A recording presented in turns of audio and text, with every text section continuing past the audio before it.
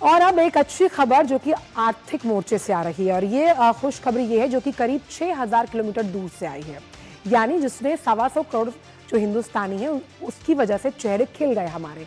क्योंकि यहाँ जब हम बात करते हैं कि बहुत सी ऐसी अलग अलग जो अर्थव्यवस्थाएं हैं वो कहीं ना कहीं दबाव का सामना कर रही हैं, ऐसे में भारत मजबूती के तौर पर अगर हम देखें तो आर्थिक तौर पर खड़ी हुई नजर आती है। और भारत की इस ताकत का लोहा दुनिया ने माना है, और इसीलिए भारत की जो सॉवरेन रेटिंग है उसका अपग्रेडेशन हुआ है। स्टैंडर्ड एंड पुअर और मॉर्निंग स्टार डीबीआरएस के बाद अब जापान की जो प्रतिष्ठित रेटिंग एजेंसी है, Rating and Investment Information Inc यानी R&I, उसने भी भारत की रेटिंग को BBB से बढ़ाकर BBB+ कर दिया। मतलब बिल्कुल साफ कि भारत में बहुत कुछ अच्छा और बड़ा हो रहा है, और ये बदलते भारत की एक सुनहरी तस्वीर है। और इसीलिए हम समझने की कोशिश करते हैं ग्राफिक्स के जरिए आखिरकार इस सॉवरेन रेटिंग का मतलब होता क्या है। तो सॉवरेन रेटिंग की अगर बात की जाए तो ये भारत की आर्थिक ताकत पर मोहर लगाती है। साथ ही साथ जापान की इस जब रेटिंग एजेंसी की रिपोर्ट को हम बात करते हैं तो S&P 500 या फिर गोल्डमैन सैक्स की जो रेटिंग एजेंसी है उस तौर पर ये इक्विवेलेंट तौर पर देखी जाती है। साथ ही साथ भारत की दीर्घकालिक सॉवरेन रेटिंग में यानी कि लंबे अरसे की सॉवरेन रेटिंग में भी इजाफा किया गया है।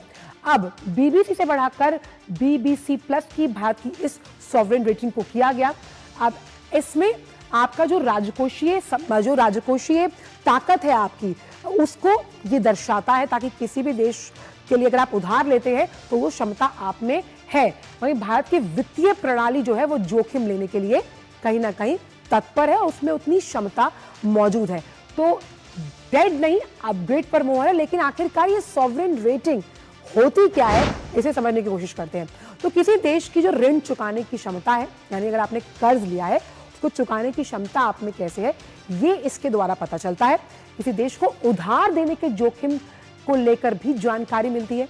प्रगतिशील जो राष्ट्र है उनके लिए महत्वपूर्ण होती है ये रेटिंग, और इससे जो आपका FDI है, प्रत्यक्ष विदेशी निवेश, उससे भी मदद मिलती है। वो कितने लेवल्स पर आपके पास आता है। जो वैश्विक निवेशक है उनका भरोसा भी बढ़ता हुआ नजर आता है, और देश में विकास की परियोजनाओं को गति मिलती हुई नजर आती है। तो 5 महीनों में हमने देखा कि ये बहुत बड़ा बूस्टर डोज है जब हम भारतीय अर्थव्यवस्था की बात करते हैं, क्योंकि भारत की आर्थिक व्यवस्था लगातार उस पर लोगों का भरोसा बढ़ रहा है। हमने देखा कि S&P 500 ने भी हाल ही में अपनी रेटिंग बढ़ाई थी, जिसे BBC नेगेटिव से BBC पॉजिटिव किया गया था। मॉर्निंग स्टार DBRS ने भी अपनी रेटिंग को बढ़ाया, और ये अपग्रेडेशन भारत की आर्थिक व्यवस्था की मजबूती की बात करता है। अखिलेश सुमन जुड़े हुए हैं। अखिलेश, जिस तरह से रेटिंग्स में लगातार भारत सुधार ही नहीं बल्कि प्रगति के साथ आगे बढ़ रहा है, वैश्विक पटल पर भारत की छवि मजबूत होती हुई। देखिए, निश्चित तौर पे भारत की जो बड़ी ताकत रही है जिसे सब लोगों ने माना है, और ये जो रेटिंग एजेंसियां हैं, रेटिंग एजेंसियों को हमारी तरफ से सारे आंकड़े दिए जाते हैं। वो खुद भी आते हैं, मार्केट की स्टडी करते हैं, उसके अलावा उनको RBI का, SBI का और सारी बैंकिंग प्रणाली के आंकड़े दिए जाते हैं। और एक तरीके से क्या है कि एक इंडिपेंडेंट ऑडिट भी हो जाता है पूरे देश की अर्थव्यवस्था का।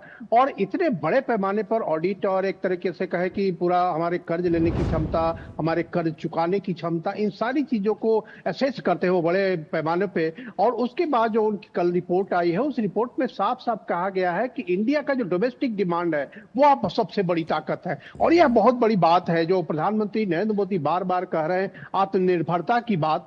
तो समझे कि दुनिया का सबसे बड़ा खुला बाजार है आज भारत, जो कि एक ट्रांसपेरेंट बाजार है। और वही ट्रांसपेरेंट बाजार हमको ताकत देती है, जिसके चलते ये रेटिंग एजेंसियां डोनाल्ड ट्रंप के 50%, 25% से लेकर 50% तक जो टैरिफ बार बार बढ़ाई जा रही है, उसके आलोक में उन्होंने कहा है कि यह एक चुनौती है जिसे भारत उसका मुकाबला करने में सक्षम है। तो यह एक बहुत महत्वपूर्ण बात है, जो भारत के लोगों का आत्मविश्वास निश्चित तौर पर इससे बढ़ेगा। जो हमारे फाइनेंशियल इंस्टीट्यूशंस है उन पर उनका आत्मविश्वास बढ़ेगा। उसके अलावा जो शेयर मार्केट है जिसमें कि फॉरेन इंस्टीट्यूशनल इन्वेस्टर्स आते हैं, फॉरेन इंस्टीट्यूशनल इन्वेस्टर का विश्वास बढ़ेगा। रहेगा और उससे हमारा निश्चित तौर पे शेयर मार्केट जो है स्टेबिलिटी की ओर बहुत ज्यादा बढ़ेगा, ज्यादा स्ट्रांग होगा। निश्चित तौर पे ये कह सकते हैं कि एक जिस तरीके से अभी जीएसटी को घटाया गया, जीएसटी की दरों पर भी उसने एक कमेंट किया है कि जीएसटी की दरें घटने से जो डोमेस्टिक मार्केट है वो डोमेस्टिक डिमांड काफी जी मजबूत होगा